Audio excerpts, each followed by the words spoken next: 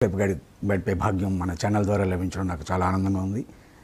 ముఖ్యంగా సార్ ఫిబ్రవరి 25 నుంచి నేను ప్రకృతి వ్యాలీలో ఉండే పని మీద వెళ్ళి ఫస్ట్ మీ గురించి చెప్పండి. మీ పరిచయం మీరు చేసుకోవాలి కదా. నా పేరు దాట్ల రాయ జగపతిరాజు. నేను 2001లో మరి ఈ మూమెంట్లోకి డాక్టర్ న్యూటన్ గారి ద్వారా రావడం జరిగింది. మాది తూర్పుగోదావరి జిల్లా రాజమండ్రి దగ్గర ఒక పల్లె. పత్రిజీని కలిసినప్పటి నుంచి నేను వెజిటేరియన్గా మారాను. ముఖ్యంగా పిరమిడ్ స్పిరిచువల్ సొసైటీస్లో నాకు అత్యంత గొప్ప మార్పు రావడానికి ముఖ్య కారణం నేను వెజిటేరియన్ అవ్వడం. పత్రిజీ సాంగత్యంలో అనేక గ్రంథాలని మరి అధ్యయనం చేసే భాగ్యం లభించడం, ప్రకృతిలో గడిపే ట్రెక్కింగ్స్ చేయడం, అనేక కార్యక్రమాలు నేను దీంట్లో నేర్చుకుని ఎంతోమందితో మన పిరమిడ్ మాస్టర్స్తో కలిపి చేసే అవకాశం నాకు వచ్చింది. ఈరోజు మరి విశాఖ జిల్లాలో అరకు ప్రాంతంలో ప్రకృతి వ్యాలీ అని ఒక గొప్ప ఆధ్యాత్మిక శక్తి క్షేత్రాన్ని మనం తయారు చేసుకున్నాం. పత్రిజీ ఆదేశాల మేరకు 2010 నుంచి ఆ కార్యక్రమాల్ని చేస్తూ ఉన్నాం. ముఖ్యంగా ఈ క్వారంటైన్ టైంలో ప్రకృతి వ్యాలీలో ఒక క్వారంటైన్ సెంటర్గా కూడా ఒక 337 మంది వలస కూలీలకి మనం ఆశ్రయం ఇచ్చాం sir. Government quarantine centre MLA గారు, ఎంఆర్ఓ గారు అడిగితే ఆ కార్యక్రమం అంతా కూడా మనం చేసాం. తర్వాత ఈ ఈ ఈ పరిస్థితి ఇలా ఉండడానికి అంటే ఈవేళ వరల్డ్ ఎప్పుడూ కూడా ఊహించినంత ఒక గొప్ప మార్పుకు లోనవుతున్నట్టుగానే నాకు అనిపించింది. తమ నుంచి అసలు ఏంటి పరిస్థితికి కారణం, ప్రపంచం అంతా కూడా ఒక్కసారి వాళ్ళు తెలుసుకునే అవకాశం కోసం ఇది వచ్చిందా, ఒక పెను మార్పుకి కారణమా అనేది మీ ద్వారా తెలుసుకోవాలని నాకు ఉంది. మొట్టమొదటిగా మీకు నమస్కారాలు. మీరు గొప్ప సీనియర్ పిరమిడ్ మాస్టర్. మీ ద్వారా ఎంతోమంది పిరమిడ్ మాస్టర్లు అయ్యారు. మీరు ఎనలేని కృషి చేశారు. మీరు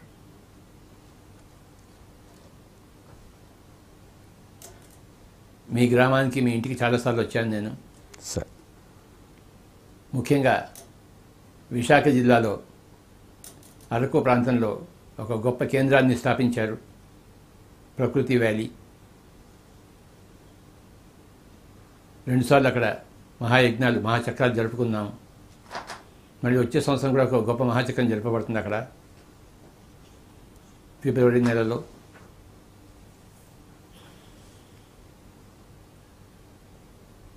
ఏదో ఒకటి ప్రపంచాన్ని కుదుపాలని చెప్పేసి నేను ఎన్నో రోజుల నుంచి కోరుకుంటున్నాను. మనమంతా ప్రయత్నం చేస్తున్నాం సరే, మన పిఎస్ఎస్ఎం అంతా ప్రయత్నం చేస్తున్నాం సరే, మన పిఎస్ఎస్ఎం లాంటి ఎన్నో మూమెంట్స్ ప్రపంచం అంతా ఉన్నాయి, మనం ఒక్కడమే కాదు కదా. అయినా కూడాను ఒక ప్రపంచాన్ని కుదిపే సంఘటన జరగాలి అని కోరుకుంటూ ఉన్నాను. ఎందుకంటే మనిషి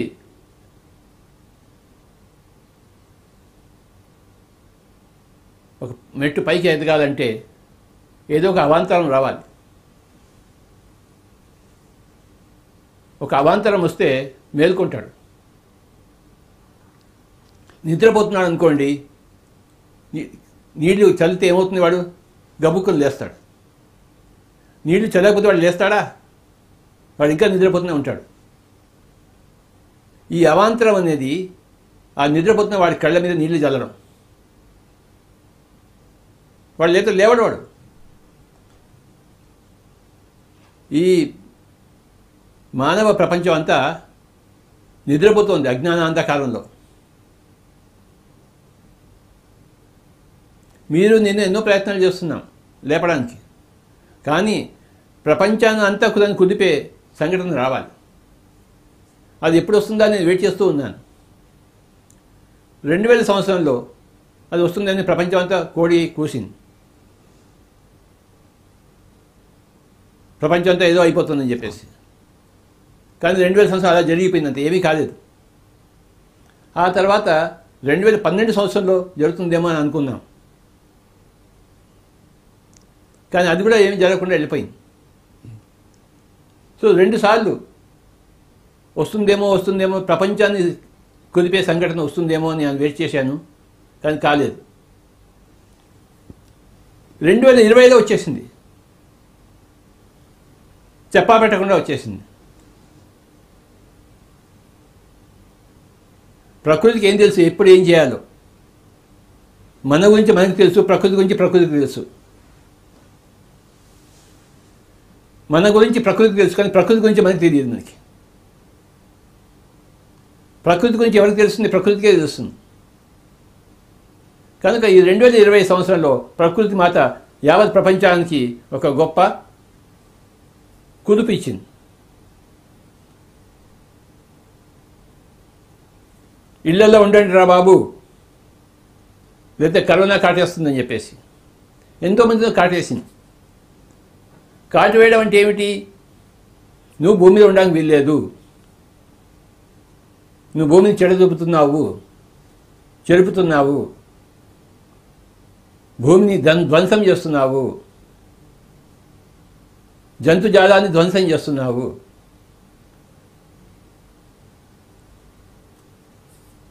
పర్యావరణాన్ని ధ్వంసం చేస్తున్నావు.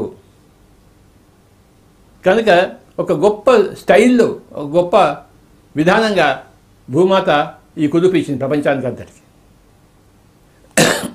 కరోనా అని చెప్పేసి అది ఎలా వస్తుందో, ఎప్పుడు వస్తుందో ఎవరికి తెలియదు.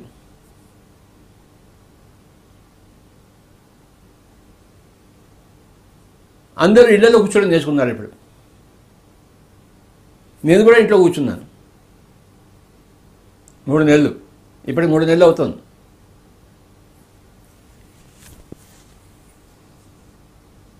మానవాళికి ఒక గొప్ప కుదుపునిచ్చింది. ఏదైతే 2000 సంవత్సరాలు మనం కావాలని కోరుకున్నామో, 2012 వస్తుందని అనుకున్నామో, అది 2020లో వచ్చింది. ఇప్పుడు అది తన పని తాను చేస్తుంది. వచ్చిందంటే తన పని తాను చేస్తుంది. ఇప్పటిదాకా రాలేదంటే ఇంకా సమయం రాలేదని లెక్క, వచ్చిందంటే సమయం వచ్చిందని లెక్క. అందరూ కూడాను, ప్రపంచంలో అందరూ కూడాను ధ్యానం చేయవలసిన అవసరం వచ్చింది. ఇప్పుడు చావు లేదని తెలుసుకోవాల్సిన అవసరం వచ్చింది. భయపడితే చావు వస్తుందని తెలుసుకోవాలి మనం. భయం లేకపోతే చావు రాదు. భయపడుతూ మనం చావకూడదు, భయం లేకుండా మనం చనిపోవాలి. ఏదో రోజు చనిపోతాం, కానీ భయం లేకుండా చావాలి. భయపడుతూ చావడం కాదు.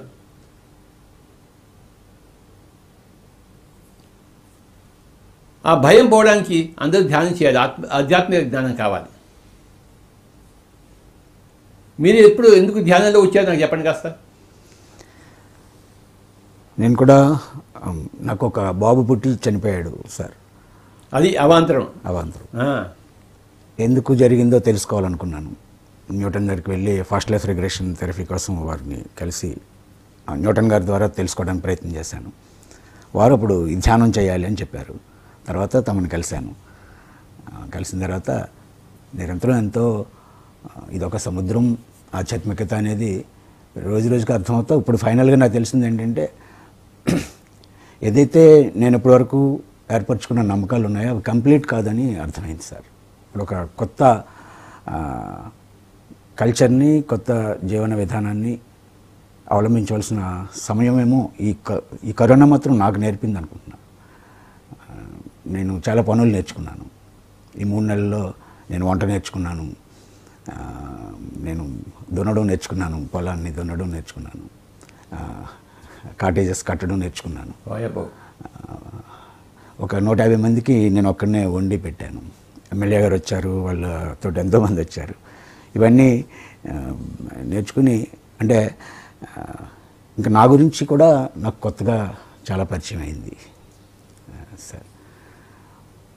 నేను కూడా మీ ద్వారా తెలుసుకోవాలనుకున్నది ఏంటంటే, ఇప్పటి వరకు ఇన్ని కోట్ల మంది జనాభా, ఇంత సైన్స్ అన్నీ అన్నారు కదా, ఈ సైన్స్ ఫెయిల్ అయిందంటారా? సైన్స్ ఎప్పుడు ఫెయిల్ అవుతుంది సార్. అట్లాంటిక్ టైమ్స్లో గొప్ప సైన్స్ వచ్చింది, కానీ ఆ సైన్స్ వల్ల మొత్తం అట్లాంటిక్ ఆ ఖండమే సముద్రంలో మునిగిపోయింది. సైన్స్ వల్ల లాభం కాదు, ఆధ్యాత్మిక వల్లే లాభం వస్తుంది. ఆధ్యాత్మిక దోహదం చేసే సైన్స్ అయితే అది పనికి వస్తుంది. ఆధ్యాత్మికతకు విరుద్ధంగా ఉండే సైన్స్ అది పనికిరాదు.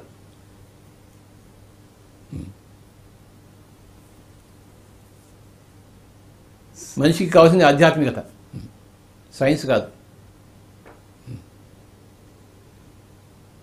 ఈ సమయం ప్రపంచం అంతా కూడా మళ్ళీ ఆ యోగా వైపు, ధ్యానం వైపు మోడీ గారు ఆల్రెడీ తప్పదు బంధునాశనం. సత్యమేవ జయతే. భారతదేశం యొక్క నినాదము, మోటో సత్యమేవ జయతే. సత్యం అన్నది ఆత్మ పదార్థం, ఆధ్యాత్మికతే సత్యం, భౌతికత సత్యం కాదు. సైన్స్ వల్ల విపరీత ధోరణిలో పోయింది. బాంబులు తయారు చేశారు. ఈ బాంబులు ఎవరు తయారు చేశారు చెప్పండి? సైన్స్. బాంబుల వల్ల ఎవరికి లాభం జరిగిందా ఎవరికైనా? వినాశనమే కదా, అంతా వినాశనమే. బాంబులు తయారు చేసిందే సైన్స్. కానీ సైన్స్ వలన మంచి కూడా జరిగింది. ఇప్పుడు ఈ జూమ్ వలన ప్రపంచం అంతా చూస్తుంది మన ఇంటర్వ్యూ. ఆ జూమ్ తయారు చేసింది కూడాను సైన్సే. పనికొచ్చే సైన్స్ ఉంది, పనికిరాని సైన్స్ ఉంది. బాంబులు తయారు చేసే సైన్స్ పనికిరాని సైన్స్. కమ్యూనికేషన్ తయారు చేసే సైన్స్ మంచి సైన్స్. తో సైన్స్లో విపరీత ధోరణి లేకుండా ఉండాలి, సక్రమంగా ఉండాలి సైన్స్. అప్పుడే అది ఆధ్యాత్మిక దోహదపడుతుంది. అలాంటి సైన్స్ కావాలి మనకి. ప్రపంచాన్ని నాశనం చేసే సైన్స్ మనకోవద్దు, బాంబుల సైన్స్ మనకోవద్దు. ఫ్లైట్ సైన్స్ కావాలి, కానీ ఫ్లైట్లో బాంబులు ఉండకూడదు, మనకి బాంబులు వేయకూడదు. కానీ సైన్స్ ఏం చేసింది? అన్ని చోట్ల బాంబులు తయారు చేసింది. ప్రయోజనం కంటే వినాశనం వైపు ఎక్కువ ఉంది సార్. ఎప్పుడైతే ఆధ్యాత్మికత ఉంటుందో బాంబులు ఉండవు అక్కడ. ఎవరికి శత్రువులు కాదు, అందరూ అందరికీ మిత్రులే అథవా తటస్థులే. కానీ శత్రువులు మటుకు ఎవరు ఉండరు. ఆధ్యాత్మిక శత్రువులు ఉండరు, తటస్థులు ఉంటారు, మిత్రులు ఉంటారు, కానీ ఆ శత్రువులు ఎవరు ఉండరు. శత్రుత్వం అనేది ఉండదు ఆధ్యాత్మికంలో. మిత్రత్వం ఉంటుంది అథవా తటస్థం ఉంటుంది. కృష్ణుడు కౌరవులకి తటస్థంగా ఉన్నాడు. హస్తినాపురానికి రాయబారానికి వెళ్ళాడు. దుర్యోధను పిలిచాడు, వెళ్ళలేదు వాళ్ళ దగ్గరికి. విదురుడి దగ్గరికి వెళ్ళాడు. విదురుడు మిత్రుడు, దుర్యోధను తటస్థుడు, శత్రువు కాదు. ఆధ్యాత్మికంలో ఎవరికి శత్రువులు కాదు, మిత్రులుగానే ఉంటారు, లేకపోతే తటస్థులుగానే ఉంటారు. అందుకని శత్రువులు ఉండరు, బాంబులు ఉండవు. వాడు నిన్ను చంపడానికి వస్తే అప్పుడు నువ్వు వాడిని చంపుతావు, కానీ వాడిని చంపడానికి రాకపోతే నువ్వు వాడిని చంపవు. పాండవులను విశేషంగా నాశనం చేయడం కోసం వచ్చారు కౌరవులు. అప్పుడు పాండవులు యుద్ధం చేయాల్సి వచ్చింది. 5 ఊళ్ళు ఇవ్వండి చాలయ్యా అన్నారు.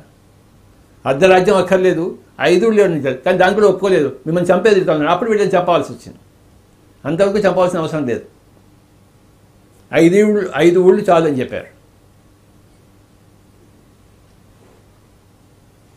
ఆధ్యాత్మికంలో శత్రువులు ఎవరు ఉండరు. 2 రకాల మనుషులు ఉంటారు, మిత్రులు, తటస్థులు.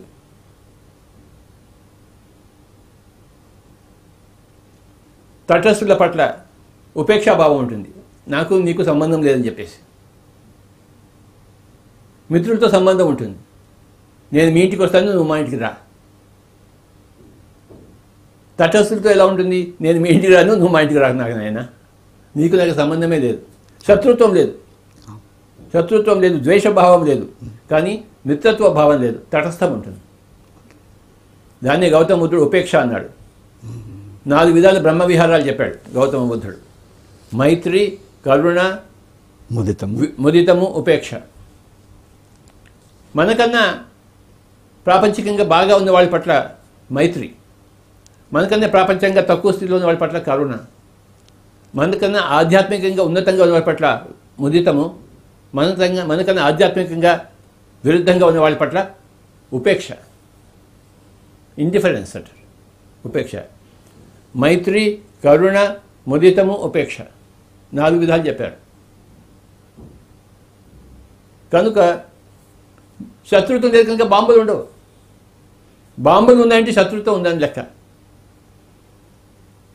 ఈ సైన్స్ బాంబులను తయారు చేసింది. అలాంటి సైన్స్ మనకి అనవసరం.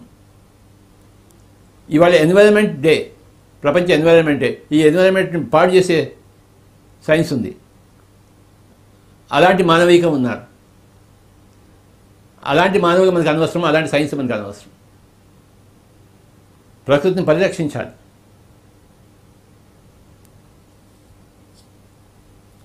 నేచురల్గా జీవించాలి, అహింసాయుతంగా జీవించాలి, కరుణామయంగా జీవించాలి, సింపుల్గా జీవించాలి. దీన్ని తెలుగులో ఒక మంచి సామెత ఉంది, పరిగెత్తి పాలు తాగే కన్నా నుంచుని నీళ్లు తాగడం మేలని చెప్పేసి. ఆధ్యాత్మికం ఏం నేర్పిస్తుందంటే పరిగెత్తవలసిన అవసరం లేదు, పాలు అక్కర్లేదు, మనకి నుంచుందాం నీళ్లు తాగుదాం అనిపిస్తుంది. పరిగెత్తి పాలు తాగే కన్నా నుంచుని నీళ్లు తాగడం మేలు అని చెప్తుంది. అదే ఆధ్యాత్మికత. ఈ కరోనా అందరికీ ఈ ఆధ్యాత్మికత నేర్పుతుంది. ఇప్పుడు బాబు ఎక్కడికి పరిగెత్తక్కర్లేదైనా, బిజినెస్ చేయక్కర్లేదైనా, డబ్బులు సంపాదించక్కర్లేదైనా, ఉన్న డబ్బులు చాలు నీకు, నీ సమయాన్ని నీ పెళ్ళామిడ్డలతో గడుపు, నువ్వు ఇంట్లో కూర్చో, ధ్యానం చెయ్యి, వంట చెయ్యి, సంగీతం విను, సినిమాలు చూసుకో, ఎక్కడికి పరిగెత్తద్దు నాయన, నుంచో ఇంట్లో కూర్చో, నీళ్లు తాగని చెప్తాను. సో కరోనా ఏం చెప్తుంది మనకి? పరిగెత్తి పాలు తాగవద్దు, పరుగులు వద్దు, ఇంట్లో కూర్చో. దేనికి పరిగెత్తుతున్నావు? దేనికి పరిగెత్తలేదు నువ్వు నాయన? గమ్మును కూర్చో అని చెప్తుంది కరోనా. ప్రపంచం మొత్తాన్నంతా గమ్మును కూర్చోబెట్టింది. సో ఏదైతే ఎన్నో సంవత్సరాలుగా కోరుకుంటున్నానో అది వచ్చేసింది. I'm very very happy. ప్రపంచం అంతా ఇంట్లో కూర్చుంది, పరిగెత్తడం మానేసింది, పాలు కోసం అరువులు చాచడం మానేసింది, నీళ్లు తాగుతోంది. చాలు సార్. ఇప్పుడు ఈ జీవులన్నింటిలో మనిషే శక్తివంతమైన వాడు అని ఇప్పటివరకు నేను నమ్ముతూ వచ్చాను. 84 లక్షల జీవుల్లో మనిషే అంత శక్తివంతుడని. ఇప్పుడు మనిషి శక్తివంతమైన వాడు కానీ బుద్ధిహీనుడైన వాడు అయ్యాడు. ఇప్పుడు ఒక వైరస్ ముందు బుద్ధిమంతుడు కావాలి. Okay sir. శక్తిమంతుడైన వాడు బుద్ధిమంతుడు కావాలి. ఓకే. మనకి శక్తిమంతుడు అక్కర్లేదు, మనకి బుద్ధిమంతుడు కావాలి సార్. ఆ బుద్ధి ఎక్కడి నుంచి వస్తుంది? అచ్చా. సబుకో సన్మతి దే భగవాన్ అన్నాడు గాంధీజీ. ఆ సన్మతి ఎక్కడి నుంచి వస్తుంది? ఆ సన్మతి అంటే ఏమిటి? అహింస ప్లస్ ధ్యానము ఈజుకొట్టి సన్మతి. సన్మతి అయితే దుర్మతి ఉంటుంది, బుద్ధిహీనుడు అవుతాడు. ఎక్కువ శక్తి ఉంటే వాడు ఇంక ఎక్కువ విధ్వంసం చేస్తాడు. శక్తిహీనుడు బుద్ధి లేనివాడైనా పర్వాలేదు, కానీ శక్తిమంతుడు మనకు బుద్ధిహీనుడు కాకూడదు. మానవుడు శక్తిమంతుడు అని అనుకుంటే వాడు బుద్ధిమంతుడు కావాల్సింది. అహింసలో జీవాల్సి. బుద్ధి అంటే ఏంటి? సన్మతి అంటే ఏంటి? అహింస ప్లస్ ధ్యానం. ఎక్కడ హింస ఉందో, ఎక్కడ ధ్యానం లేదో వాడు బుద్ధిహీనుడు. ఎక్కడైతే అహింస ఉందో, ఎక్కడైతే ధ్యానం ఉందో వాడే బుద్ధిమంతుడు. మనిషి బుద్ధిమంతుడు కావాలి. అందుకోసమే మన పిఎస్ఎస్ఎం కష్టపడుతుంది. పిఎస్ఎస్ఎం ఏం చేస్తుంది? బుద్ధిహీనులను బుద్ధిమంతులను చేస్తుంది. సరే, కానీ పిఎస్ఎస్ఎం అంటే ఏంటయ్యా? Spiritual science moment. పిఎస్ఎస్ఎం అంటే ఏమిటి? Pyramid spiritual societies movement. ఓకేనా? అవును సార్. ఏంటి మళ్ళీ చెప్పు? Pyramid spiritual societies movement. Pyramid spiritual societies movement, PSSM. ఇంకో 2 విషయాలు చెప్తాను నీకు. Pyramid spiritual science movement, pyramid సజ్జన సాంగత్య మూమెంట్. ఇది సజ్జనుల సాంగత్యం. సత్యం తెలుసుకున్న జనులతో సాంగత్యం. 6 నెలలు నువ్వు కలిసి ఎవరితో తిరుగుతావో, నువ్వు న్యూటన్తో కలిసి తిరిగావు, అలా అయిపోయావు. నువ్వు సజ్జనుడు అయిపోయావు ఎప్పుడైతే న్యూటన్ని కలిసావో సార్. అంతవరకు నువ్వు మంచివాడివే, కానీ సజ్జనుడు కాదు సార్.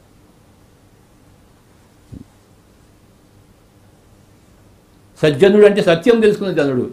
న్యూటన్ సత్యాన్ని తెలుసుకున్నాడా లేదా? న్యూటన్ కలుసుకున్న జగపతిరాజు సార్ తాను కూడా సజ్జనుడయ్యాడు. రాయి జగపతిరాజుని కలిసిన వాళ్ళందరూ సజ్జనులయ్యారు. పిఎస్ఎస్ఎం అంటే పిరమిడ్ సజ్జన సాంగత్య మూమెంట్. ఈ సజ్జన సంగతులు ఏం నేర్చుకుంటాం మనం? స్పిరిచువల్ సైన్స్ నేర్చుకుంటాం. Pyramid spiritual science movement. అలా నేర్చుకున్న వాళ్ళందరూ ఒక సొసైటీగా సమూహంగా ఏర్పడతారు. Pyramid spiritual societies movement. సజ్జన సాంగత్యం ద్వారా స్పిరిచువల్ సైన్స్ తెలుసుకుంటాము. అలా తెలుసుకోవడం ద్వారా సంఘాలు ఏర్పడతాయి. Pyramid spiritual societies moment. ప్రతి ఒక్క సజ్జనుడి చుట్టూ ఒక సంఘం ఏర్పడుతుంది. సజ్జనులు కాబోయే వారి కూడిక. ప్రకృతి వాళ్ళలో వచ్చిన వాళ్ళందరూ కూడా సజ్జనులు అయి ఉంటారు నీ దగ్గర. అథవా ఇంటికి వెళ్ళి సజ్జనులు అవుతారు. అవునా కదా? కనుక ఒకప్పుడు నేను ఒక్కడే సజ్జనుడిని 40 ఏళ్ల కిందట 1980లో. ఒకళ్ళు ఇద్దరు నా దగ్గర రావడం మొదలుపెట్టారు. ఇప్పుడు కొన్ని లక్షల మంది ఈజీగా ఉంటారు. 1 కోటి మంది కూడా ఉన్నారేమో. అవును సార్. నిరంతరం ఈ లక్షల మంది ఎంతోమందిని కలుస్తూనే ఉన్నారు కదా. 1 కోటి వేసుకున్నారు లెక్క సార్. ఉన్నారా లేదా? ఉంటారు సార్. మొత్తం ప్రపంచ జనాభా ఎంత? ఎన్ని కోట్లు? 700 crores, 750 crores. అంటే అందులో 1 crores మన పిఎస్సి మాస్టర్స్ అయిపోయారు. 1 కోటి. ప్రపంచంలో ఉన్నది 750 కోట్లు. ఈ ఒకళ్ళు ఇంకో 10 సంవత్సరాలు ఈ 750 మందికి చెప్పలేరా? చెప్తారు. అయిపోతుంది సార్.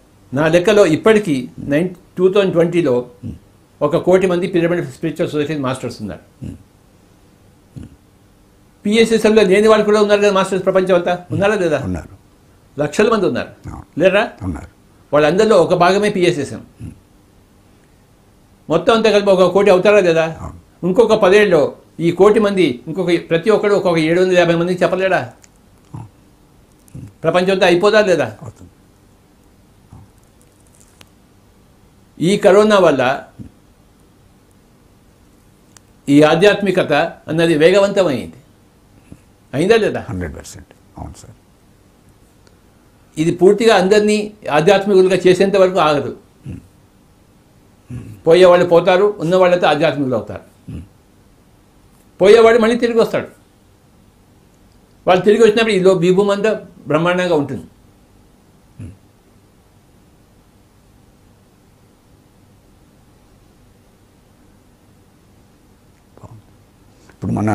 ఇప్పటివరకు మన మూమెంట్లో మీ ఇన్స్పిరేషన్ తోటే ఎంతోమంది నాలాంటి వాళ్ళు ఎంతోమంది పనిచేస్తున్నాం.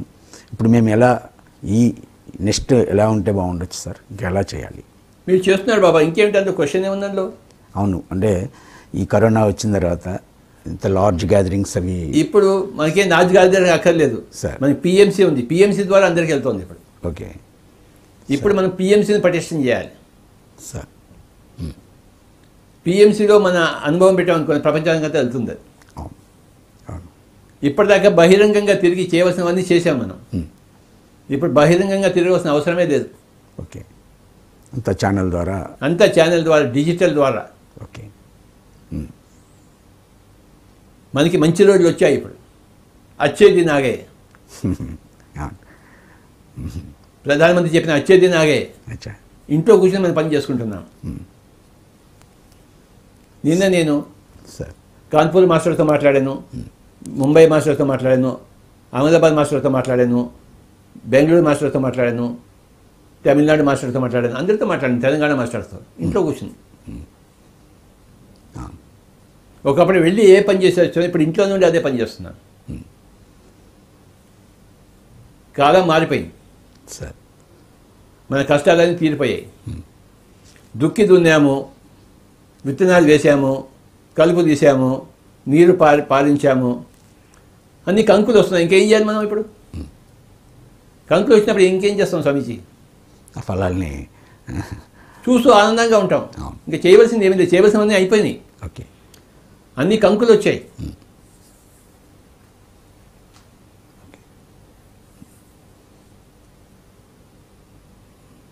హాయిగా కూర్చొని ఆనందించడమే ఇప్పుడు. అలాంటి సమయం వచ్చేసింది పిరమిడ్ మాస్టర్స్ అందరికీ. నువ్వు ఇంట్లో కూర్చున్న ప్రపంచంలో నీ దగ్గరకు వస్తుంది. ఈ ఇంటర్వ్యూ చూసి అందరూ నీకు ఫోన్ చేస్తారు, నాకు ఫోన్ చేస్తారు. సార్ అంత పిఎంసి ద్వారా ప్రపంచం అంతా ఊగుతుంది. మన కష్టాలన్నీ అయిపోయాయి నాయన. పిఎస్ఎస్ఎం అంతా కూడా బ్రహ్మాండంగా కష్టాలు పడింది. కష్టాలు ఎప్పటికీ ఉండవు, నష్టాలు ఎప్పటికీ ఉండవు, సుఖాలు కూడా ఉంటాయి, సంతోషాలు కూడా ఉంటాయి, సంబరాలు కూడా ఉంటాయి. కంకులు కోసుకున్నప్పుడు సంబరమే.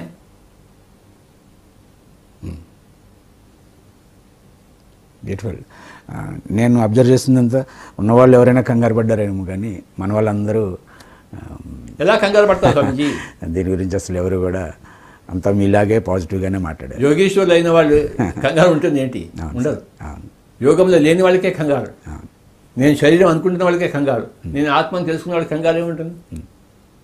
ఏమీ లేదు. కనుక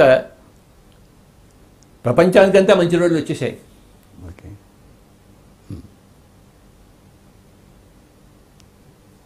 ఈ యొక్క కరోనా అనేది ప్రపంచాన్ని కుదిపేసింది.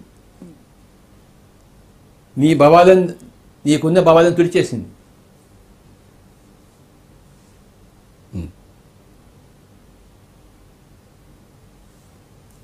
కొద్ది రోజులకి కరోనా అనే వైరస్ పోతుంది. ఆ వైరస్ వెళ్ళిపోతుంది, తన పని చేస్తుంది. ఇంకో వైరస్ వస్తుంది, పిరోనా అనే వైరస్. తర్వాత టిరోనా అనే వైరస్ వస్తుంది. ఇంకో వైరస్ వస్తుంది, హా అనే వైరస్ వస్తుంది.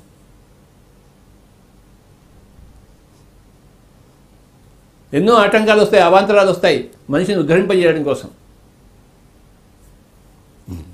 దుష్ట శిక్షణ కోసం, శిష్ట రక్షణ కోసం. అవాంతరం ఎందుకు వస్తుంది? దుష్ట శిక్షణ కోసము, శిష్ట రక్షణ కోసం. పరిత్రాణాయ సాధూనాం వినాశాయ చ దుష్కృతాం ధర్మ సంస్థాపనార్థాయ సంభవామి యుగే యుగే. ప్రతి అవాంతరం అంటుంది. నేను ప్రతి యుగంలోనూ వస్తూనే ఉంటాను, ప్రతి కాలంలో వస్తుంటాను.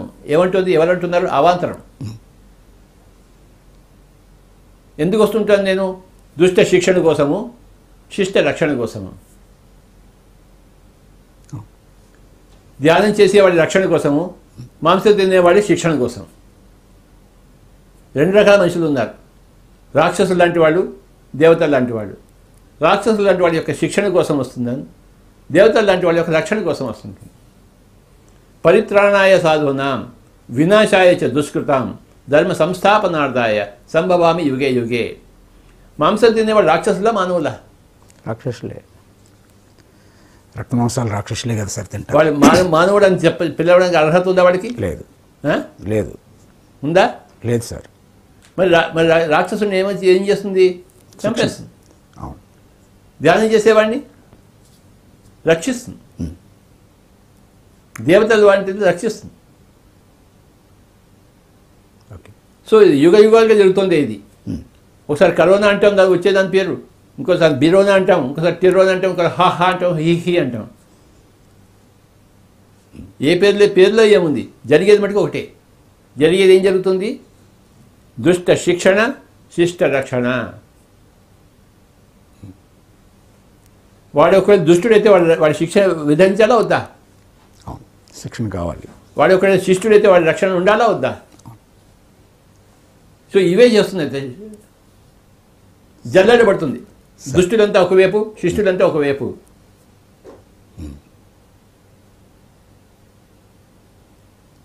కృష్ణుడు ఏం వచ్చాడు? కౌరవులంతా చావడం కోసం, పాండవులంతా రక్షించడం కోసం వచ్చాడు. పాండవులను రక్షించాడా లేదా శ్రీకృష్ణుడు? రక్షించలేదా? రక్షించాడు. కౌరవుల నాశనం కోసం అన్ని ప్రయత్నం చేశాడే లేదా కృష్ణుడు? చేశాడు. పాండవుని లక్క ఇంటి నుంచి రక్షించాడు కృష్ణుడు. కర్ణుడి యొక్క అస్త్రాల నుంచి అర్జున్ రథాన్ని తొక్కి రక్షించాడా లేదా? కృష్ణుడు ఎందుకు వచ్చాడు?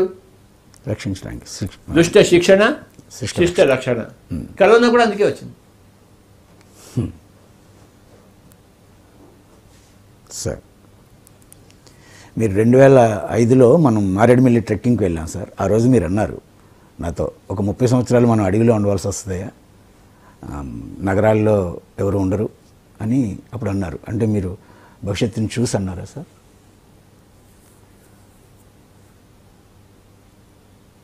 ద్రష్ట అంటే ఏంటి అర్థం?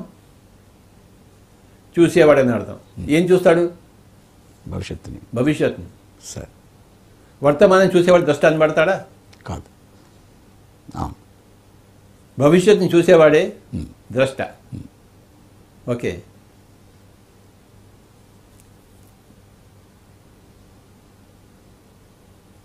భవిష్యత్తుని ఎలా చూస్తాం మనం? ఎలా చూస్తాం చెప్పు? జ్ఞానం, బుద్ధి. భవిష్యత్తుని చూడగలిగిన వాడే జ్ఞాని, భవిష్యత్తుని చూడలేని వాడే అజ్ఞాని.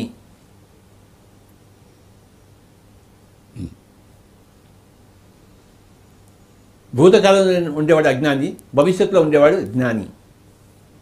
సో నన్ను నేను ఒక ద్రష్టగా మలుచుకున్నాను. అంటే ఒక భవిష్యత్తు చూసేవాడిగా నేను మలుచుకున్నాను. ఎన్నో పుస్తకాలు చదివి, సజ్జన సాంగత్యం చేసి, ధ్యానం చేసి మలుచుకున్నాను, ద్రష్టగా మలుచుకున్నాను. మలుచుకున్నప్పుడు ద్రష్టని అయ్యాను. భవిష్యత్తు ఎలా ఉంటుందో, ఎలా ఉండాలో నాకు తెలుసు. ఎలా ఉండాలో తెలుసు కనుక దానికోసం ఏం చేయాలో నాకు, ఈ వర్తమానంలో ఏం చేయాలో తెలుసు నాకు. అది సంగతి. నాకు అది ప్రతి మూమెంట్ మీరు చేసేది, దీని ప్రిపరేషన్, వరల్డ్కి మనం చేయాల్సిన రెస్పాన్సిబిలిటీ, ఇదంతా చూస్తుంటే పర్ఫెక్ట్గా మీ వర్క్ 200% చేశారు. 2018 చివరిలో సార్ పిఎంసీని మనం స్థాపించుకున్నాం. అవును. అవును. మరి అప్పని చెప్పేలాగా పిఎంసీ ఎంత పనిచేస్తుంది? అవును. ఈ టైంలో ఇంకా మరి అవును. ఉత్తరోత్తర పిఎంసీ ప్రపంచం అంతా వ్యాపిస్తుంది. ఓకే. 1000 లాంగ్వేజ్లో, 1000 భాషల్లో పిఎంసీ వస్తుంది. ఓ గ్రేట్ సార్. లాటిన్లో, గ్రీక్లో, ఫ్రెంచ్లో, జర్మన్లో, మ్యాండరిన్లో, అరబిక్లో, అన్ని చోట్ల వస్తుంది. 1000 భాషల్లో పిఎంసీ వస్తుంది. ఓ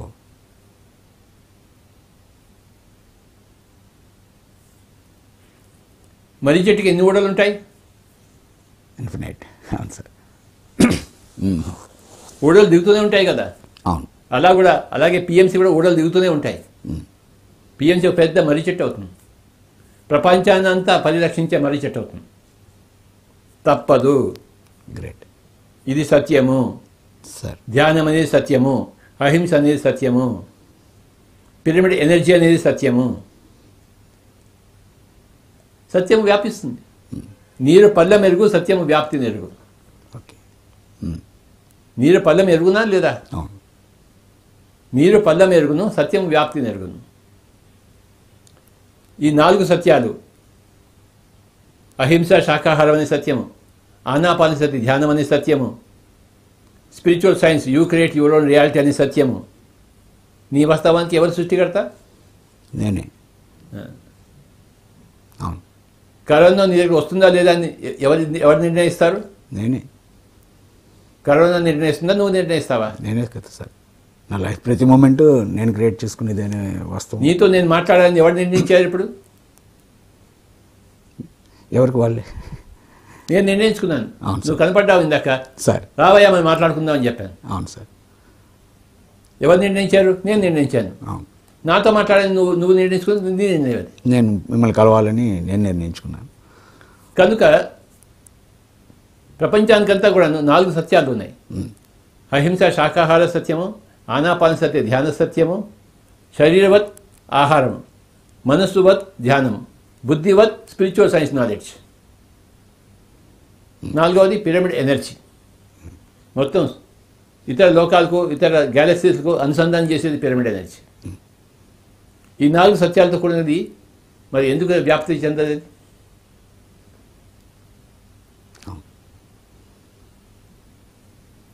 శిష్టుడు అంటే ఎవడు? సత్యం ఉన్నవాడు దేవుడు శిష్యుడు. శిష్టుడు. దుష్టుడు ఎవడు? సత్యం లేనివాడు దుష్టుడు. హింసలో ఉండేవాడు దుష్టుడు. ఇంకొకరిని చంపి తినేవాడు దుష్టుడు. చేపని చంపి తినేవాడు దుష్టుడు. మేకని చంపి తినేవాడు దుష్టుడు. ఆవుని, ఎద్దుని చంపి తినేవాడు, ఒంటిని చంపి తినేవాడు దుష్టుడు కాదా? అవును.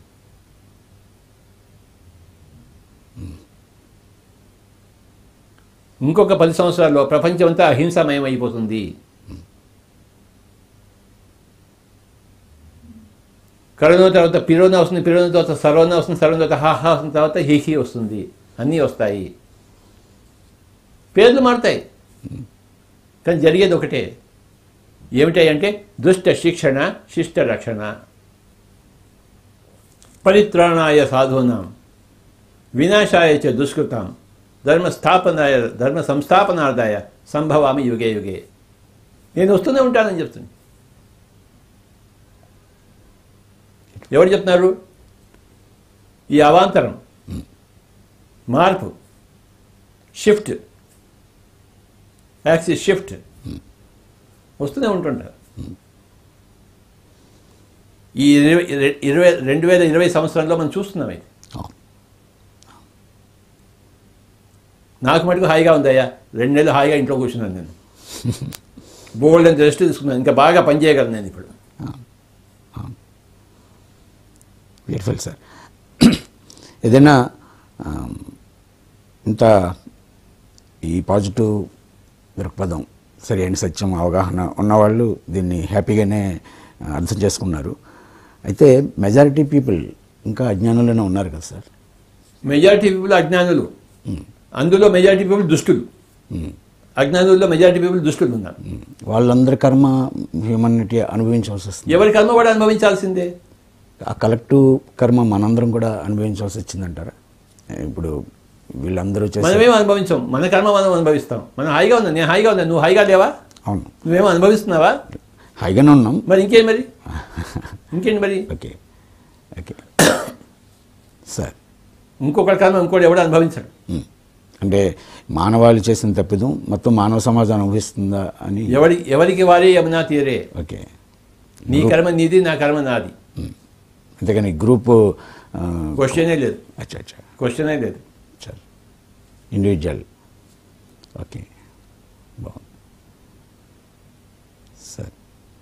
ఇప్పుడు ఈ దేశం, భారతదేశం, ఇది ఈ ఆధ్యాత్మిక జ్ఞానాన్ని అత్యున్నత శిఖరంలో ఉన్న దేశం కదా సార్. రియల్గా ఇప్పుడే అందరూ ఈ దేశం వైపు కూడా పూర్తిగా చూస్తున్నారని అనిపిస్తుంది. అది భారతదేశం ప్రపంచంలో అగ్రగామి దేశం అవుతుంది. That is there on the cards sir. సత్యం ఉన్న దేశం అగ్రదేశం కాబట్టి ఇంకే దేశం అవుతుంది బాబు? బాంబులు ఉన్న దేశం అగ్రదేశం అవుతుంది ఏంటి? బాంబు వేస్తే అగ్రదేశమా? మిలిటరీ ఉంటే అగ్రదేశమా? మనిషిని చంద్రుడి మీద పంపిస్తే అగ్రదేశం అవుతుందా? సత్యం ఉన్న దేశం అగ్రదేశము. గ్రేట్. యాజ్ ఇట్ ఈస్ భారతదేశం అగ్రదేశం బాబా సార్. ఎప్పుడో అయ్యేది కాదు, ఇప్పుడే ఉంది. అది ఎప్పటించో ఉంది అగ్రదేశం. అగ్రదేశం అంటే నువ్వు ఏదో డబ్బులు ఎక్కువ ఉంటే అగ్రదేశము, అన్ని బంగారు రోడ్లు ఉంటే అగ్రదేశం అనుకుంటున్నావు కాదు కదా. భారతదేశం ఎప్పుడు అగ్రదేశమే, ఇప్పుడు అగ్రదేశమే, ఎప్పటికీ అగ్రదేశమే. ఓ గ్రేట్. ఎక్కడ సత్యం ఉందో అదే అగ్రం అవుతుంది. భారతదేశం ఎప్పుడు అగ్రదేశమే, ఇప్పుడు అగ్రదేశమే.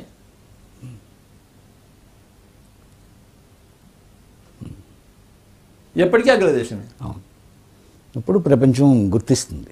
అజ్ఞానంలో ఉన్న వాళ్ళు కూడా వాళ్ళు గుర్తించినా గుర్తించినా అగ్రదేశమే. అవును సార్, అవును సార్. కౌరవులు కృష్ణుడు గుర్తించలేదు. ఎవరు అగ్రజుడు? కౌరవుడా, కృష్ణుడా? అవును. శిశుపాలుడు గుర్తించలేదు, తిట్టాడు పట్టుకుని. తిట్టినవాడు అగ్రజుడా, కృష్ణుడు అగ్రజుడా? ఎవరు గుర్తించగలరు కదబ్బా. భారతదేశం ఏమైనా గుర్తించాలేంటి? గుర్తించాలని కోరిక రాంగ్. అనుసరించాలని వాడి ఇష్టం, వాడి అనుసరిస్తే లేకపోతే చేస్తాం. ఎవడిష్టం వాడిది బాబా. అవును సార్. ఎవడిష్టం వాడిది. ఒకళ్ళు ఇంకొకళ్ళు ఇష్టానికి తల వంచకూడదు. యథా ఇచ్చసి తథా కురు, భగవద్గీత సందేశం. నీ కర్మకి నువ్వు బాధ్యుడు, నా కర్మకి నేను బాధ్యుడిని. నీ ఇష్టం నువ్వు చేయి, నా ఇష్టం నేను చేస్తాను. నువ్వు హింసలో ఉంటా అంటే ఉండు. ఇంకో కరోనా, బిరోనా, టిరోనా వస్తాయి నీకు. నువ్వు అహింసలో ఉన్నావా? ఏ కరోనా లేదు, ఏ బిరోనా లేదు, టిరోనా లేదు నీకు. అవును, అది రుజువైంది సార్. ఈ క్వారంటైన్ సెంటర్కి పంపుతున్నప్పుడు మన వాళ్ళే కొంతమంది కూడా రాలేదు. రమ్మన్నా కూడా రావడానికి ఎందుకంత రిస్క్ తీసుకోవాలి అన్నారు. నేను ఇదే అనుకున్నా, నా కర్మ, నా అనుమతి లేనిది ఏది కరోనా నాకు వస్తుంది. క్వారంటైన్ సెంటర్ ఇచ్చాను, నేనేం మాస్కులతోటి వాళ్ళ దగ్గర తిరగలేదు, వాళ్ళతో కలిసి ఉన్నాను. నాకు అర్థమైంది.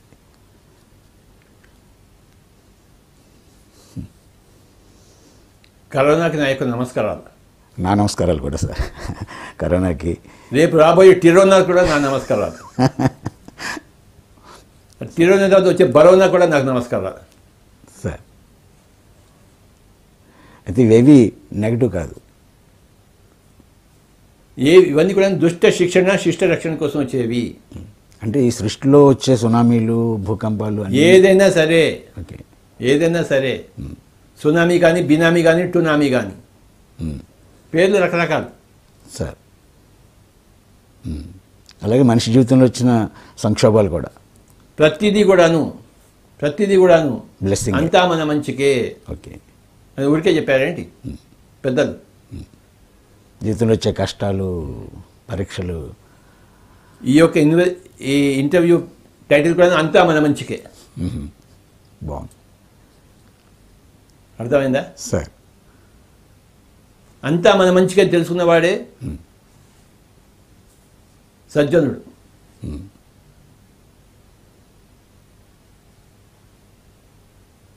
అయితే కష్టం వచ్చినప్పుడు, ఒక సమస్య వచ్చినప్పుడు, ఫ్యూచర్లో ఏం జరుగుతుందో ఒక సందిగ్ధం ఏర్పడినప్పుడు సామాన్యుడు రకరకాలుగా భావించి దారి తప్పుతాడు కదా సార్.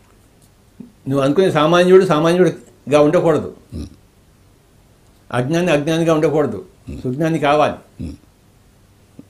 అది తీరుతాడు ఇవాళో రేపో ఎల్లుండో. నేను కొన్ని కామెంట్స్ విన్నాను సార్. మీరు ధ్యానం చెప్తారు, జబ్బులు పోతాయంటారు, మరి మీ ధ్యానులకే కొంతమందికి వచ్చినాయి కదా అంటారు. Every case is different.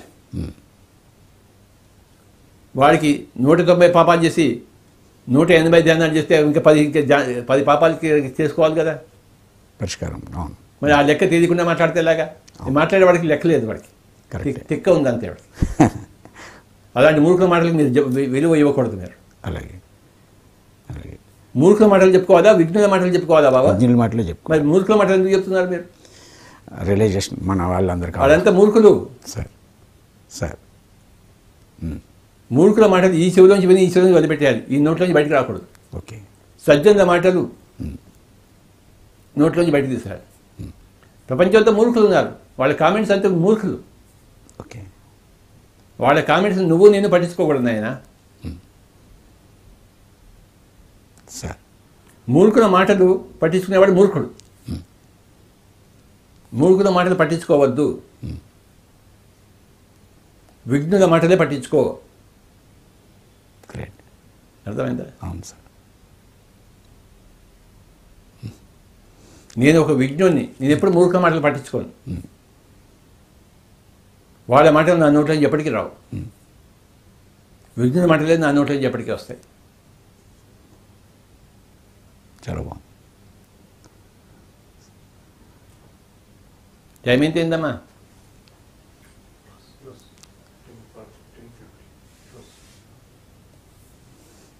చాలా ధన్యవాదాలు సార్ మీకు. ఈరోజు నేను ముఖ్యంగా ఈ ఇంటర్వ్యూలో ఒక గొప్ప పాయింట్ని నేర్చుకున్నాను. ఎట్టి పరిస్థితుల్లోని కూడా ఈ మూర్ఖుల మాటల్ని నా నోటి నుంచి రాకూడదు అనేది ఈ రోజు నుంచి నేను పూర్తిగా అది నీ యొక్క అభ్యాసం. నా అభ్యాసం చేస్తాను. తర్వాత మిమ్మల్ని కలిసే భాగ్యం పిఎంసీ అందించినందుకు పిఎంసీకి, పిరమిడ్ మాస్టర్లందరికీ ప్రత్యేక కృతజ్ఞతలు, నమస్కారాలు. మీకు నమస్కారం.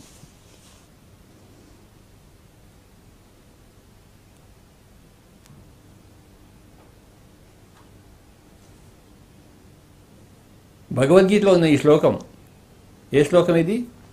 పరిత్రాణాయ సాధూనాం వినాశాయ చ దుష్కృతాం ధర్మ సంస్థాపనార్థాయ సంభవామి యుగే యుగే. అది కృష్ణుడికి చెల్లుతుంది, కరోనాకి చెల్లుతుంది, సునామీకి చెల్లుతుంది, ఏ పెద్ద అవాంతరానికైనా చెల్లుతుంది,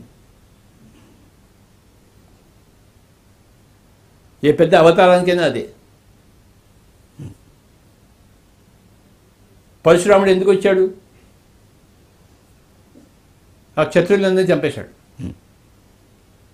ఎందుకు చంపాడు క్షత్రియుల్ని? అహంకారం వాడికి. ప్రజలకి దుష్పరిపాలన ఇస్తున్నారు, చంపేశాడు అందరు.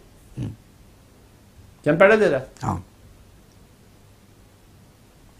ఆ చంపడం కరెక్టా కాదా? అంటే పరశురాముని చంపితే రైటును, కొరను చంపితే రాంగా? ఎట్లా?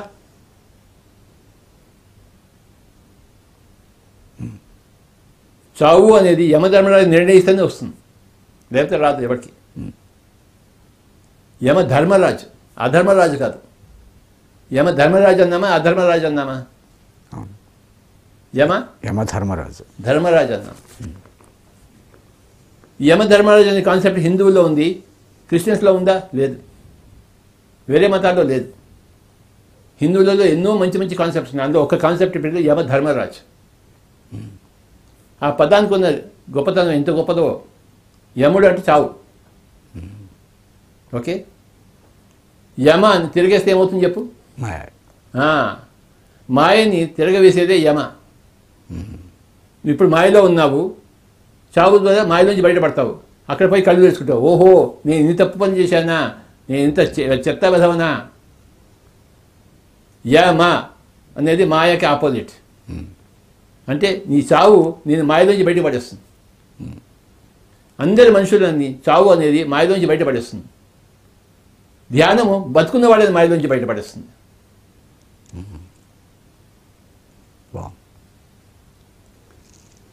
ధ్యానం లేని వాళ్ళని చావు మాయలోంచి బయటపడేస్తుంది. యమ, మాయకి యమ. ఎంత చక్కగా పిలిపాడు. అది కూడా ధర్మరాజు, ధర్మంతో కూడుకున్నది. అది అధర్మంగా ఎవరికి చావు రాదు. ఎవరు నిర్ణయించుకుంటే వాళ్ళు వస్తుంది. కొంతమంది గర్భంలో ఉండి పోతారు, వాళ్ళు గర్భంలో ఉండడానికి నిర్ణయించుకున్నారు. వాళ్ళు పుట్టడానికి నిర్ణయించుకోలేదు. వాళ్ళ నిర్ణయం ప్రకారం వాళ్ళకి జరుగుతుంది. కొంతమంది పుట్టి కొన్ని రోజులు, మీ అబ్బాయి ఎన్ని రోజులు పోయాడు? 6 months. మరి 6 months కోసమే వాడు వచ్చాడు. ఆ 6 months పుట్టి మరి పోయి నీకు జ్ఞానోదయం కలిగించడం కోసం వచ్చాడు. ఆ అబ్బాయి పోవడం ధర్మంగానే పోయాడు, అతని ఇష్టం ప్రకారమే పోయాడు. నీ ఇష్ట ప్రకారం ఉండలేదు, అతని ఇష్ట ప్రకారం ఉన్నాడు. అతని ఇష్ట ప్రకారం, నీ ఇష్ట ప్రకారం పోలేదు. ఎవరి ఇష్టం వాళ్ళదే కదా. ఆ పాయింట్ తెలియక మనం ఏడుస్తూ ఉన్నాం, వాడు నాకు పుట్టాడు పోయాడని చెప్పేసి. నువ్వు పుట్టించావా? తను వచ్చాడు. ఆ విషయం తెలియదు, తెలియకపోవడమే ప్రాపంచికం. ఆ విషయం తెలియడమే ఆధ్యాత్మికం. తనందరూ తను వచ్చాడు, 6 నెలలు ఉన్నాడు, తను పోయాడు. ఉన్న రోజులు కలిసి ఉన్నావు, లేని రోజులు దానివల్ల లాభపడ్డావు. న్యూటన్ దగ్గరికి పోయావు, లేకపోతే పోయి ఉండేవాడువా? అవును సార్, ఆ వైరాగ్యమే నన్ను తీసుకెళ్ళింది. మరి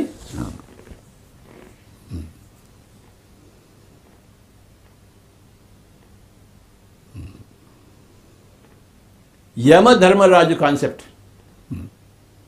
యమ అంటే చావు. మాయలోంచి బయటపడేది చావు.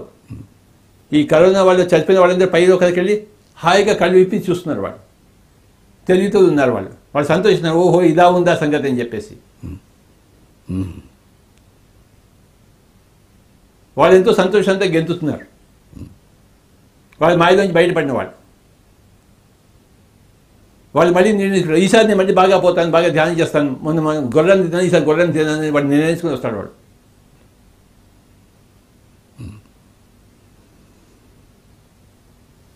చనిపోయిన వాళ్ళందరూ కూడాను మాయలోంచి బయటపడిన వాళ్ళే. వాళ్ళ పట్ల నువ్వు ఎలా ఉండాలి? దుఃఖం అక్కర్లేదు, సంతోషించాలి. మరి మాయలోంచి బయటపడిన వాడి పట్ల నువ్వు దుఃఖంగా ఉండాలా, సంతోషంగా ఉండాలా? సంతోషమే. మరి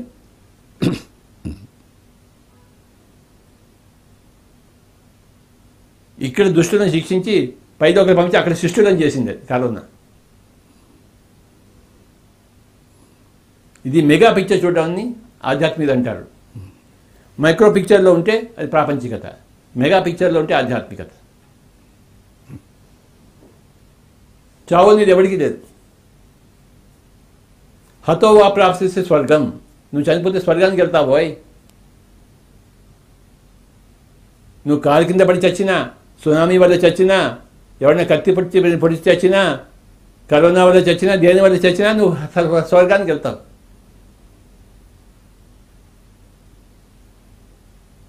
ఒక ఆత్మహత్య తప్పితే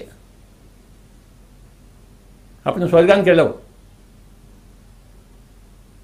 భూలోకానికి వెళ్తావు, దగ్గరున్న లోకానికి వెళ్తావు. అక్కడే మళ్ళీ కాస్త బాధను అనుభవిస్తావు. ఆత్మహత్య చేసుకునేవాడు.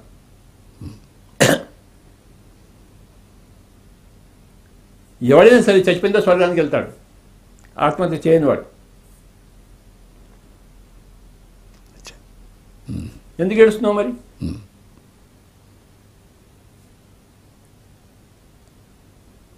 నీకు పుట్టిన అబ్బాయి నువ్వు వెళ్ళిపోయి కలుసుకోవచ్చు. అక్కడ నిద్రలో కలుస్తూనే ఉన్నావు నువ్వు. ఎక్కడ చావన్నది లేదు.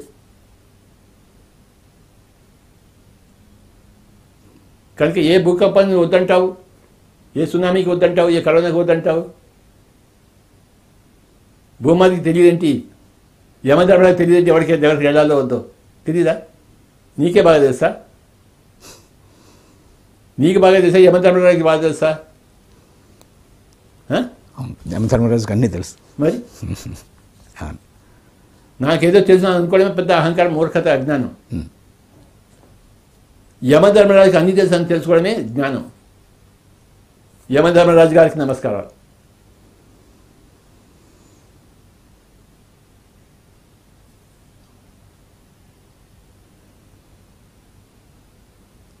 కాసేపు ధ్యానం చేద్దామా? చేద్దాం సార్. యమధర్మరాజు గారి పేరు మీద సార్ సార్ కాసేపు ధ్యానం చేద్దాం. ఆయన తలుచుకుంటూ సార్ ఆ గొప్ప ధర్మరాజుని, యమధర్మరాజుని తలుచుకుంటూ ధ్యానం చేద్దాం. ఒక 10 నిమిషాలు. సార్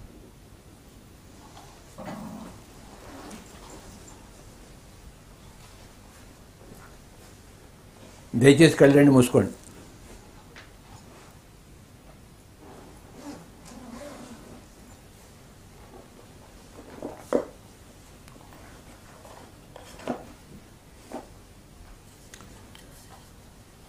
యమధర్మరాజుకు జై.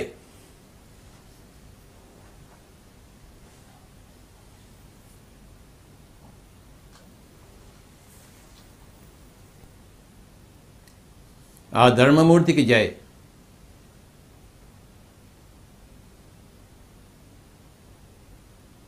ఆ మాయలోంచి బయటపడేసేవాడికి జై.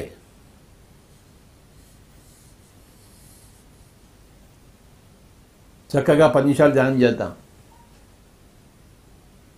యమధర్మరాజుని స్మరిస్తూ.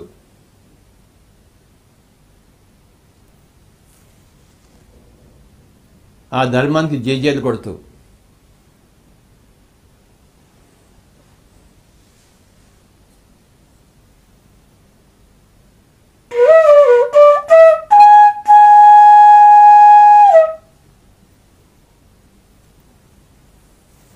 మనసుని నిర్మూలం చేద్దాం,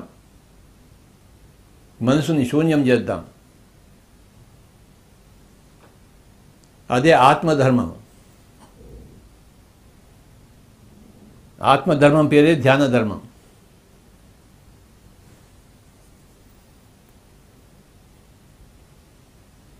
ప్రాపంచిక ధర్మము కరుణ, ఆత్మధర్మము ధ్యానం.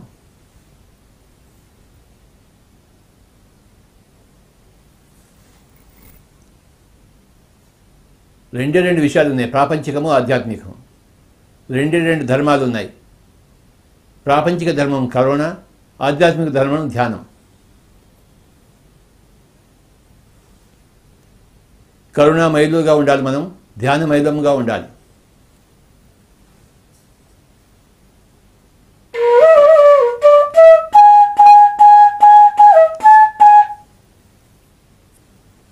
రెండు ధర్మాలు, ప్రాపంచిక ధర్మము, ఆధ్యాత్మిక ధర్మము. ప్రాపంచిక ధర్మం కరుణ, అహింస. ఆధ్యాత్మిక ధర్మం ధ్యానము.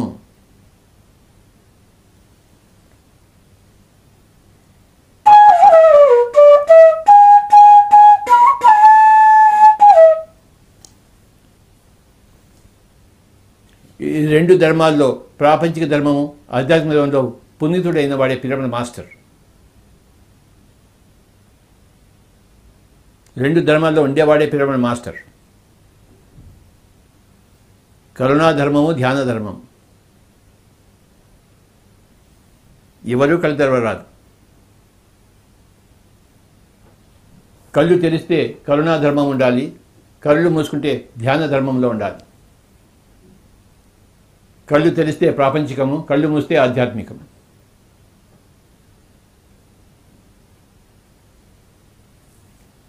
రెండు స్థితులు ఉన్నాయి. కళ్ళు తెరుచుకునే స్థితి, కళ్ళు మూసుకునే స్థితి. కళ్ళు మూసుకుంటే ఆధ్యాత్మికంలో ఉండాలి, ధ్యానంలో ఉండాలి. కళ్ళు తెరుచుకుంటే ప్రాపంచికంలో ఉంటున్నాము, మరి కరుణాధర్మంలో ఉండాలి.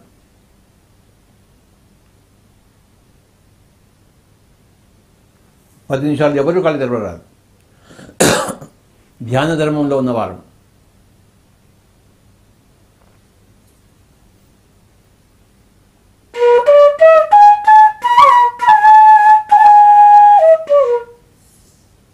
ససేమిరా కళ్ళు తెరవరాదు.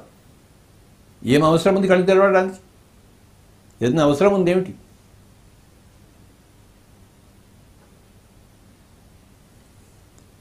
అవసరం లేనప్పుడు ఎందుకు కళ్ళు తెరుస్తున్నాము?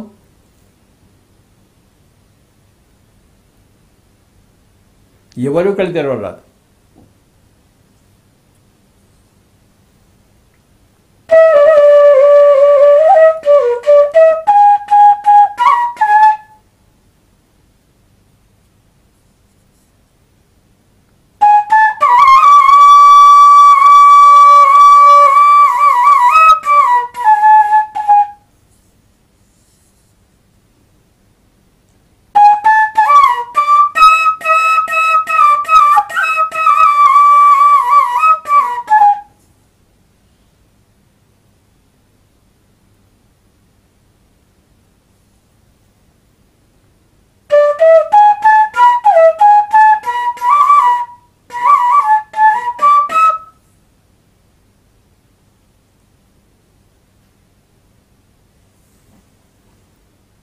కేవలం 10 నిమిషాలు.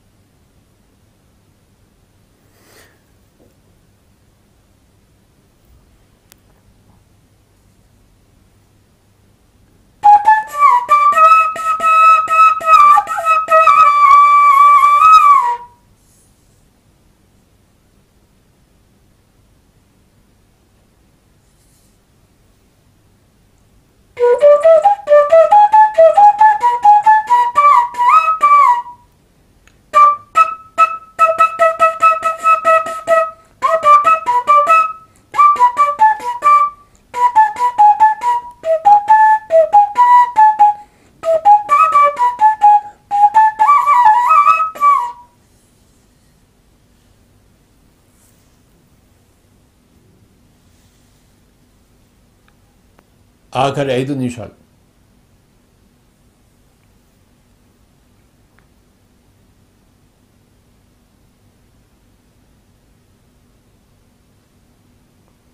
మాయా ప్రపంచం నుంచి బయటపడి యమధర్మరాజుతో ఏకమై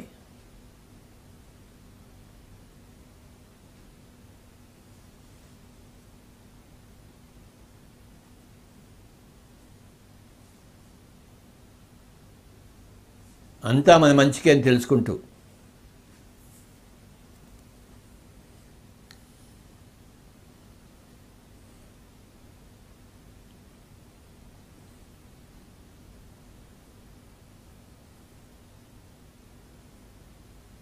యమధర్మరాజు గారికి జయజయలు పలుకుతూ అదొక గొప్ప కాన్సెప్ట్. అది యమధర్మరాజు అనే కాన్సెప్ట్.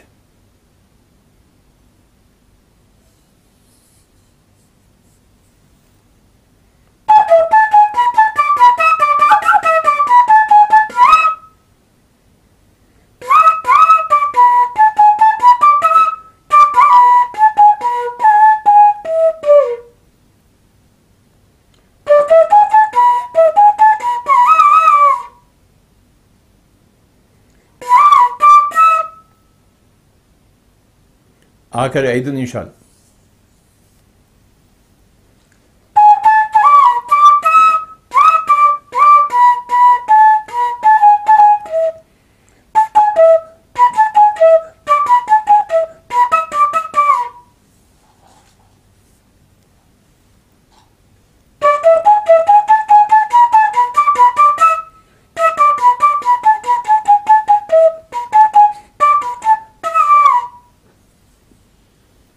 ఆఖరి 1 నిమిషం.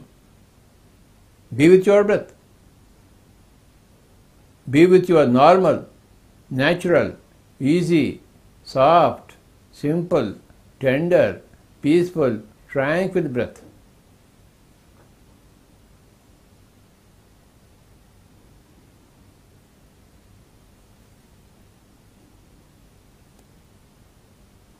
ఆఖరి 1 నిమిషం యమధర్మరాజు గారికి నమస్కారాలు పెడుతూ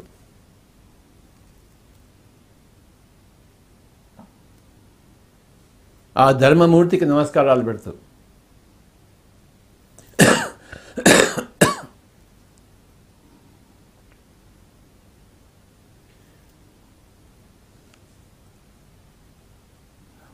ఆఖరి 30 సెకండ్లు.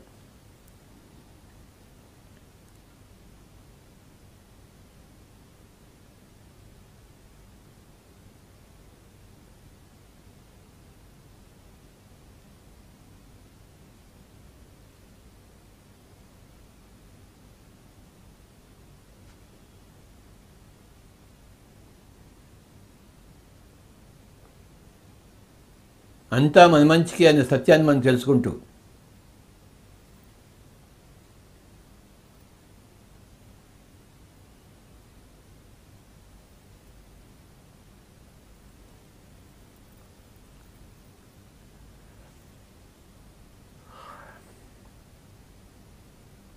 ఆఖరి 10 సెకండ్లు. 10, 9, 8, 7, 6, 5, 4, 3, 2,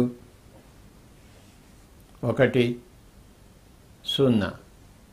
మెల్లిగా 2 చేతులు కళ్ళ మీద పెట్టుకుందాం. 5 క్షణాలు. 5, 4, 3, 2, 1, 0. 2 చేతులు తీసేస్తూ కళ్ళ రెండు తెరుద్దాం. థ్యాంక్ యూ జగపతిరాజు గారు. ఇవాళ మిమ్మల్ని కలుసుకోవడం చాలా బాగుంది. After many days. Thank you sir.